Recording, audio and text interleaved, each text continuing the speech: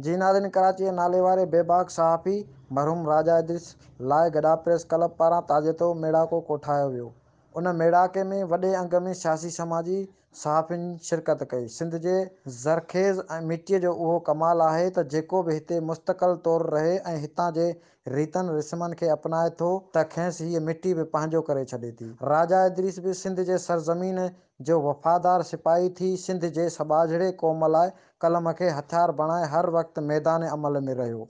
अहिड़नि ख़्यालनि जो इज़हार बशीर संजराणी, फारूक भंगवार, गुलाम सरवर तुनियो, रहमान मलिक, ख़ालिद अज़ीज़ जतोई, एडवोकेट फारूक अहमद गोरड़, जयराम परियार, डॉक्टर अली नवाज़ गबोल, जमशेद ज़हरानी, मामा मुमताज़ बिरोही, मीर अली गोहर बलोच ऐं ॿियनि गॾाप में राजा इद्रिस जे ताज़ियते मेड़ाके खे ख़िताब कंदे हिननि वधीक चयो त राजा इद्रिस ख़ान इलाइक़े जे मिड़नई मसइलनि खे हमेशह पंहिंजे कलम ज़रिए उजागर कंदो रहियो। हू पंहिंजे सुठे सभाउ ऐं मुस्तक़िल मज़ाजी सबबि सभिनि जे दिलनि में ज़िंदा रहंदो।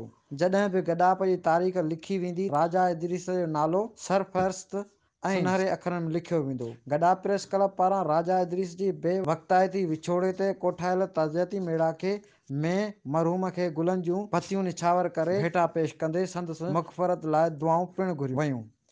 जॾहिं त ताज़ियती मेड़ाके खे सईद चांडियो, असगर अली बिरोही, दिलशाह बुरफ़त, इलाही बख़्श ज़हरानी, एडवोकेट सदाकत अली गोरड़, कमर नवाब कंदड़ो, पप्पू भुट्टो, जान मोहम्मद जोयो, अली अहमद रिंद, मंज़ूर चांडियो, फिदा रिंद, माजिद सीदी ऐं ॿियनि ख़िताब कयो। कैमरामैन टीम सां गॾु सालिम डायरी, मेगा न्यूज़, कराची।